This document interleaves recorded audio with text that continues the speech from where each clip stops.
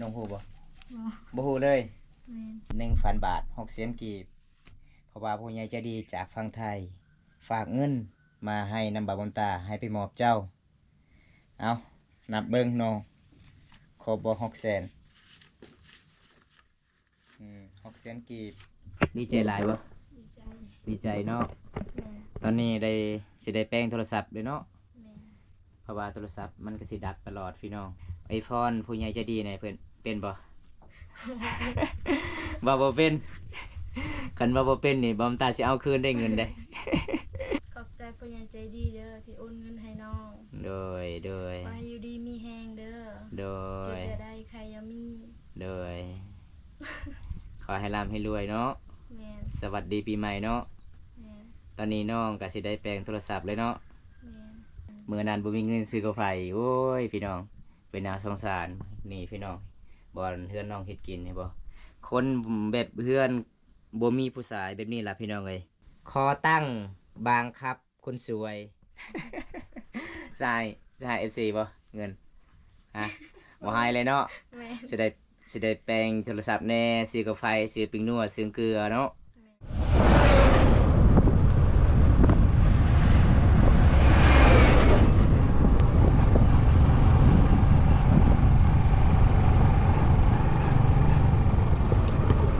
มื้อนี้ก็มีเวลาว่างก็เดินทางรับชมเขตชนบทของชนเผ่าบรูตัวโอ้ยพี่น้องมื้อนี้ก็สิได้พอยังแน่พี่น้องเขตของชนเผ่าตัวอีกได้อันนี้เส้นทางเอาเดินทางเมืองน้องไปสู่เมืองตัวพี่น้องบรรยากาศมื้อนี้ก็สุดยอดหลายพี่น้องเอ้ยอันนี้ก็ฮอดหมู่บ้านจุชุมตั้งอะไรพี่น้อง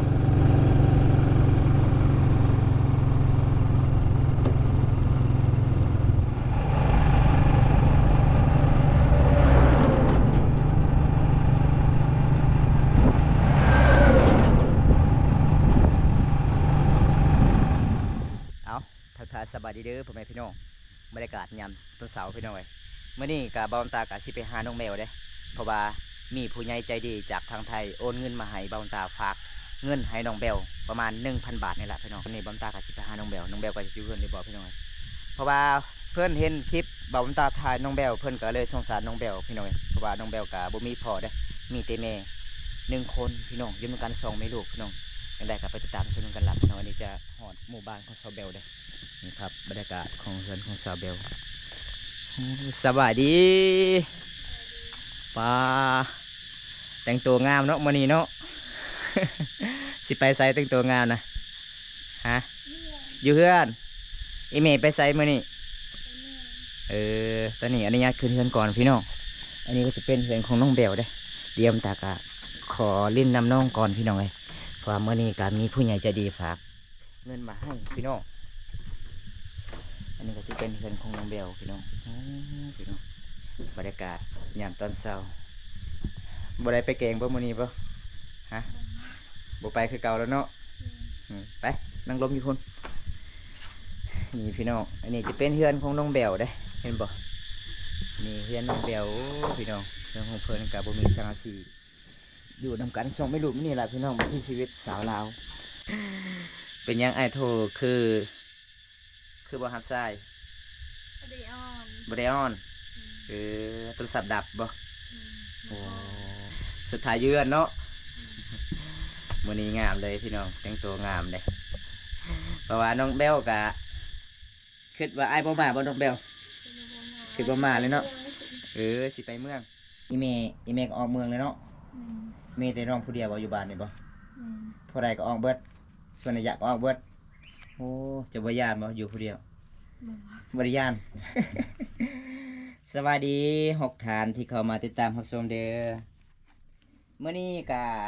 สะพานบุญแทนผู้ใหญ่ใจดีครับผมไปมอบเงินให้น้องเบล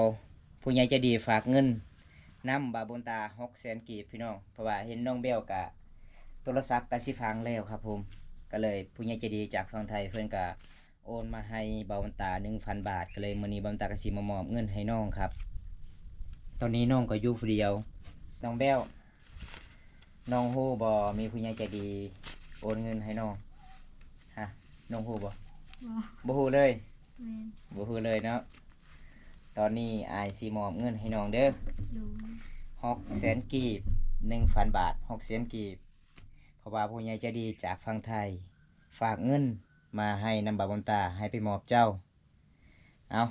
นับเบิ่งน้องครบบ่600,000 600,000กีบ เป็นจังไดดีใจหลายบ่ ดีใจ ดีใจเนาะ แม่ ตอนนี้สิได้แปลงโทรศัพท์เลยเนาะ แม่ เพราะว่าโทรศัพท์มันก็สิดับตลอดพี่น้อง เพราะว่าน้องเบลก็ดีใจหลายพี่น้องเลยไอโฟนผู้ใหญ่ใจะดีเนี่ยเพิ่นเป็นบ่ บ่เป็นคันว่าบ่เป็นนี่บอมตาสิเอาคืนได้เงินได้ ไอโฟนแน่ขอให้เพิ่นอยู่ดีมีแฮงไอโฟนเป็นบ่ฮะ น้องเบลเคินเลยพี่น้องได้เงิน600,000กีบผู้ใหญ่ใจดีฝากเงินมาให้ครับน้องเบลพูดไม่ออกเลยครับผมตอนนี้น้องก็อยู่ผู้เดียวบอมตาไปหาน้องก็อยู่ผู้เดียวได้เอาไอฟอนเบิ่งจากบาทก็ได้ขอให้อยู่ดีมีแฮงเด้ออ้าย ขอบใจผู้ใหญ่ใจดีเด้อที่โอนเงินให้น้อง โดย ขอให้อยู่ดีมีแฮงเด้อ โด เจ็บ ย อย่าได้ใครอย่ามี โดย ขอให้ร่ำให้รวยเนาะ แม่น สวัสดีปีใหม่เนาะ แม่น ตอนนี้น้องก็สิได้แปลงโทรศัพท์เลยเนาะ แม่น นี่ครับน้องไอโฟนครับเพราะว่าน้องกับไอโฟนบ่เปลี่ยนเลยครับแบบเฮาเคสชนบทกับว่าภาษาลาวบ่ค่อยเก่งปานใดนี่ล่ะพี่น้องขนาดบอมตาก็ยังว่าบ่เก่งเด้อครับ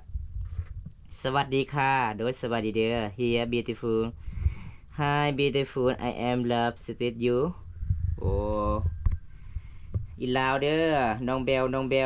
ก็สิได้ซื้อกาแฟเลยเนาะ แม่น เมื่อนั้นบ่มีเงินซื้อกาแฟโอ้ยพี่น้องเป็นน่าสงสารนี่พี่น้องบ่อนเฮือนน้องเฮ็ดกินนี่บ่คนแบบเฮือนบ่มีผู้ชายแบบนี้ล่ะพี่น้องเอ้ยตอนนี้น้องเบลก็ดีใจหลายพี่น้องบอมตาก็สิมอบเงิน600,000กีบมีผู้ใหญ่ใจดีจากฝั่งไทยให้ผมสะพานบุญให้ก็เลยตอนนี้บอมตาก็สิมอบเลยครับผมขอตั้งบางครับคนสวย จ่าย FC บ่เงินฮะบ่ให้เลยเนาะ แม่น สิได้แปลงโทรศัพท์แน่ซื้อกาแฟซื้อปิ้งนัวซื้อเกลือเนาะ แม่น นี่ครับแบบบ่มีไฟหาเงินหาคำมีแต่ไอ้แม่กับน้องเบลนี่ล่ะอยู่นำกัน2คนคอมเมนต์มาได้เด้อพี่น้องเพราะว่าน้องเบลก็สิขาเวียกหลายมื้อนี้พี่น้องไลฟ์สดประมาณ30ปลายนาทีก็เฮาก็สิกลับละฮับเฟซอายยังมัวน้อยถามเจ้าฮับเฟซเลยบ่ ยังบ่ได้เบิ่งจ้ะ ยังบ่ได้เบิ่ง ดับตลอด โทรศัพท์ของน้องมันดับตลอดเด้ออ้ายก็เลยโทรศัพท์ของน้องเวลาอยากเล่นนี่ต้องเสียบใส่ไฟฟ้า เวลาโทรศัพท์ร้อนมันดับเลยครับผมเพราะว่าขณะบอมตาไปหาน้องมื้อนี้ก็ไปหลักๆอยู่เด้โทรหาน้องก็บ่รับเพราะว่าโทรศัพท์น้องเปิดบ่ได้ครับโทรศัพท์มันดับโทรศัพท์เก่าเป็นจังได๋พี่น้องเสียงฟังสัตว์อยู่บ่ครับผม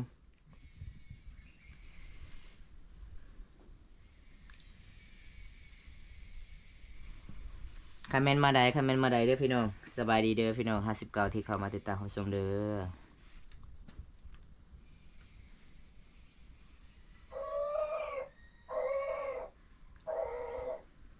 เธอหมดอะไรน้องในพันยังคืนนี้ฮะ บ่ได้พันเนี่ย บ่ได้พันยัง แม่น บาทมื้อนี้คือเงินมาเลยเนาะ600,000กีบ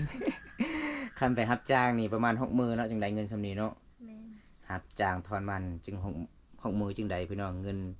600,000กีบก็บ่แม่นธรรมดาพี่น้องเอ้ยสบายดีคนสวยสวัสดีเพิ่นนี่ สบายดี นี่สวัสดีเด้อเพื่อนว่าน้องแบลเด้อครับน้องแบลสาวลาวเฝ้าตัวเด้อครับทักมาได้เด้อพี่น้องซื้อน้องแบลสาวลาว Facebook ของน้องก็สามารถทักหาน้องได้น้องบ่มีฟอเด้อมีแต่เมครับอยู่นำกัน2เมลูกถ้ามักน้องก็สามารถอยู่นํน้องได้บ่มีไฟเลี้ยงแม่เพิ่นว่า แต่น้องแบลมักคนตัวดำเด้อ คนตัวดำตัวจอยตัวสูงคนเตี้ยบ่เอาเพิ่นว่า ถ้าพอได้คนใจบ่แม่นคนใจดำ ถ้าพอได้คนตัวดำก็สามารถทักหาเลยเพิ่นว่า สาวลาวทำไมสวยทุกคน มีคนไทยไม่ได้เมียคนลาวเยอะ จังฟมอยากมีบ้าง อ๋อ ยังมีกะมาหาสาวลาวเลยครับ มาหาได้เด้อ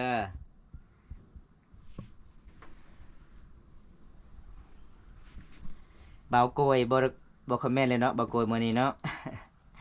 เบาโกยกับซาวเบลก็บ่ได้เป็นหยังกันเด้อพี่น้องอย่าเข้าใจผิดหลายเด้อเพราะว่าเฮาก็เคยหยอกกันนี่ล่ะ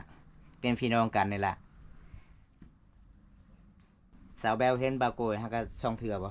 แม่ ส่องเถื่อเนาะเพราะว่าเบาโกยกับเมืองสิโปนเฮากับเมืองนองเนาะ แม่ คันแม่นมาได้เด้อครับทาแป้งโทรศัพท์ประมาณจักแสน ประมาณ3-4แสนนั่นแหละ อ๋อประมาณ3-4แสนก็ประมาณ800นี่ล่ะครับหมู่น้อย800 900นี่ล่ะน้องก็สิใส่แบกแน่เด็กมันเสริมก็เลยสากโทรศัพท์ไม่คืนเลย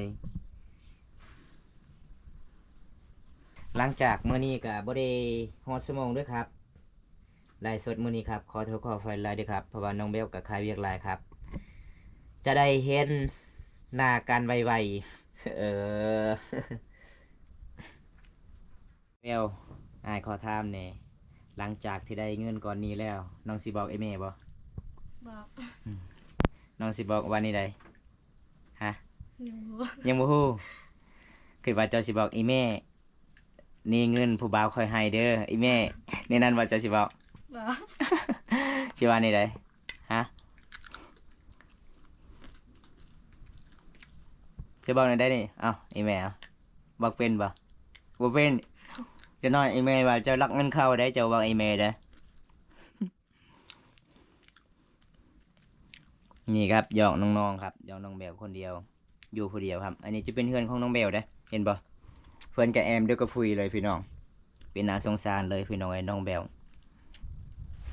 อายทำงานอยู่ฟังง่าแต่เป็นคนกาฬสินธุ์ครับผมผู้ใดเนาะคนกาฬสินธุ์น้องเบลไลฟ์สดเป็นบ่น้องเบลฮะ บอก บ่เป็นอ้าวน้องคืออ่านได้ภาษาไทย ได้บ่ล่ะ ได้บ่ไล่สบายดี191ทานเด้อน้องมีแฟนยังครับผมฮะ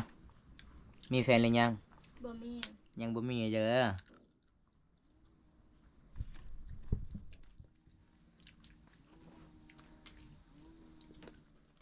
ผู้ใดเนาะครับ อยู่จังหวัดกาฬสินธุ์ครับ มีคนหนึงครับไปหาผมครับ คนจังหวัดกาฬสินธุ์ครับ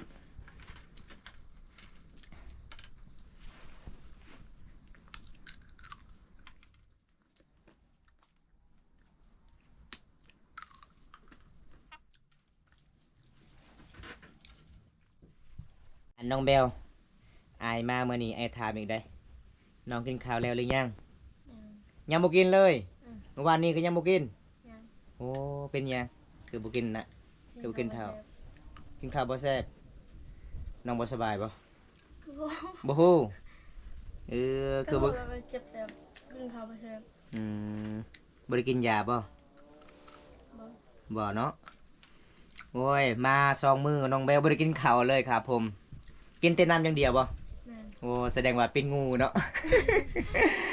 ขนาดงูก็กินสัตว์เป็นสัตว์อันนั้นเดือนหนึงต้องเทื่อหนึงเด้อันนี้น้องเบลบ่กินข้าว2 มื้อบ่ผมตามไปหาครับ สบายดีโดสบายดีเด้อสวัสดีเด้อสาวมอมสแนลเมื่อหน้าอายสิไปหาเจ้าเด้อมาเล่นอยู่เฮือนเจ้าเด้อเป็นหมู่บ้านยังเนาะน้องเขาทำให้ใจฟุ่มรอยไปห้าน้องเขาแล้วครับอ้ายอ๋อ เห็นบ่ FC จะไปหาเจ้าเห็นบ่ไปหาได้บ่ ได้ ได้ แต่น้องเว้าภาษาไทยบ่เป็นเด้อ ขันมาเขตชาวตะโอยต้องเว้าภาษาตะโอยเด้อ มาทำที่ไทยบอกครับผม มาทำอะไรครับโอ้ผมยังมาอยู่ครับ แต่ขี่รถไม่ได้ครับ เมาแอครับถ้ามักน้องกะสมัครถักหาน้องได้ รือว่าแปลงให้น้องโทรศัพท์เด้อถามมักน้องเด้อ น้องบ่มีโทรศัพท์ใส่เพย์ตลอด สบายอยากคุยกับน้องหั่นนะน้องๆเนาะ แม่น แปลงโทรศัพท์แล้วก็สบายขนาดบอมตามมาหามื้อนี้ก็ไปหลักๆเลยโทรหาน้องบ่ติดบ่จักโทรศัพท์ดับ เดี๋ยวอ้ายจะไปหาเด้อครับผมเดือนหน้าครับผมอ๋อ ให้เพิ่นไปหาได้บ่เดือนหน้า ได้ มาเล่นได้เนาะ แม่น ข้าวกินก็บ่มีเนาะเฮือนเฮาเนาะ แม่น มีเกลือกินเกลือมีปิ้งนัวกินปิ้งนัวพี่น้องเอ้ยก็แบบนี้ล่ะพี่น้องเบิ่งนี่พี่น้องนี่เห็นบ่ติ๊กข้าวของน้องข้าวก็เบิดพี่น้องน้องอดข้าว2มื้อข้าวเบิดแล้วว่าน้องบ่อยากกินข้าว เบื่อเป็นเขา บ่อยากกินข้าวแน่ แม่น ข้าวก็บ่หลายเนาะ แม่น อืมแมนโอ้โดยขอบใจเด้อซามอมอย่าลืมมาหับเด้อครับผมโอเคครับ สวัสดีอ้ายโดยสวัสดีเด้อพี่สวยแมนนะฮักหลายน้องโสดบ่เพิ่นว่า โสด โสดเด้อจีบได้บ่แต่น้องบ่มีโทรศัพท์เด้อทางหายากโทรศัพท์น้องเฟซแล้วครับ อย่าเพิ่งเอาฟัวก่อนเด้อครับผมเพิ่นว่าอย่าพาเอาฟัวกันเด้อให้มันฮอดอายุ18ก่อน โดย เพราะว่าเขตบ้านเฮาชนบทนี่อายุ18 19 20นี่เขาว่าผู้สาวเฒ่าเลยเนาะ แม่น บ่คืออยู่ในเมือง25 26 30ก็ยังเป็นสาว แต่เขตชนบทนี่15ขึ้นไปเป็นสาวแล้ว รออายก่อนเด้อครับผม จะให้แม่ไปขอนะครับ โอ้มาเลยครับ ส่วนนี้แม่มาขอโลดถ้าผู้ใดมาก่อนผู้นั้นใดก่อนครับ ผู้ใดทึกใจน้องแววแสดงว่าผู้นั้นใดครับถ้าไปจะไปที่ไหนครับผมอ๋อไปที่บ้านน้องเลยครับเมืองน้องแขวงสวรรณเขตครับบ้านประตุยแม่นบ่ แม่น ทำอะไรทักน่ารักบ่น่ารักจีบโลดน้องแบวชาวลาวบ่แม่นเมียบ่ครับ โอ้ยพี่น้องเอ้ยหมู่บอกไปกินดอง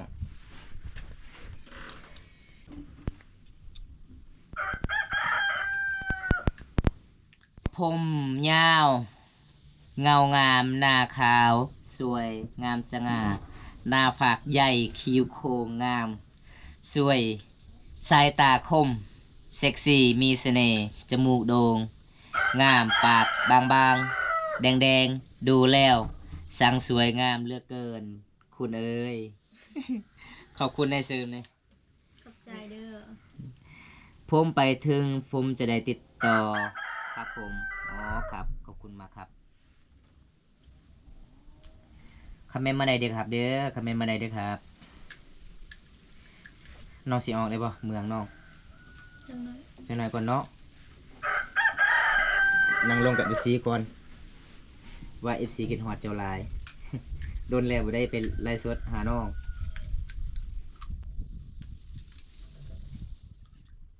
ขอเบอร์หน่อยครับผมน้องชื่อเบอร์บ่ ชื่อ น้องบ่ชื่อเบอร์เด้อ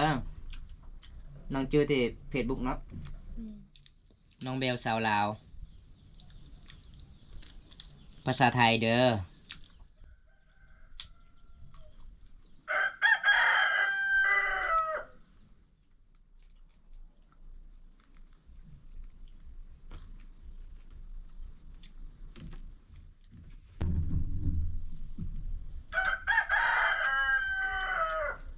เอาขอเบอร์ฟรีครับผมอ๋อเบอร์ผมเหรอเบอร์ผมกับ02095983380ครับทาง5ได้ครับ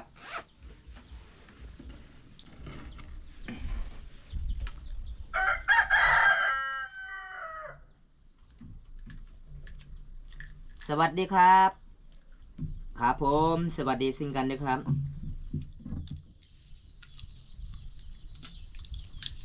สวัสดีเด้อมาสุโคนเด้อ FC ใหม่ FC เก่าบันส่วนหลายๆคนเด้อครับ ไม่แน่ถ้าไปถึงพอแต่งเลยครับผม โอ้ยอันนี้ผมก็รับบ่ได้เด้อครับ ไปถึงแล้วขอแต่งเลยผมก็รับบ่ได้เรื่องนี้ครับ แล้วแต่ร่วมกันเองได้ครับถ้าผู้สาวมากก็สามารถบอกอายเอ้ยน้องอีเมไปขอได้ อันนี้ก็แล้วแต่ FC ล่มได้ครับผมก็ล่มผู้สาวบ่เก่งเด้อครับคันผมมีเสน่ห์ผมสิล่มให้เด้อครับ เรื่องนี้ผมก็ยอมคือกันนะครับถ้ามาถึงแล้วอยากมาขอเลยโอ้ยผมก็ยอมคือกันนะครับแบบนี้ครับ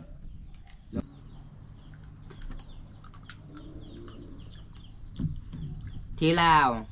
อากาศเป็นยังไงบ้างครับที่ไทยร้อนมากอยู่บ้านเฮาร้อนบ่หนาวๆเนาะ แม่ หนาวๆนิดนึงหนาวๆนิดหน่อยด้วยครับไม่นิดนึง คันลาวเลยนิดนึง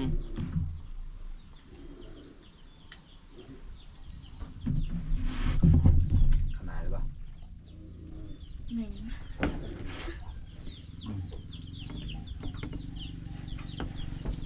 เดี๋ยวเฮากะสิปิดคลิปก่อนเด้อครับ เด้อเพราะว่าน้องเบลกะสิเข้าเมืองบ่สิไปแปลงโทรศัพท์เลยเนาะ แม่ โอ้น้องเบลกะสิเข้าเมืองครับผมขอให้อยู่ดีมีแห้งมาสุขุสุขคนเด้อครับ เด้อผู้ใดรับชมกินแล้วขอให้มีสุขภาพแข็งแรงนะครับ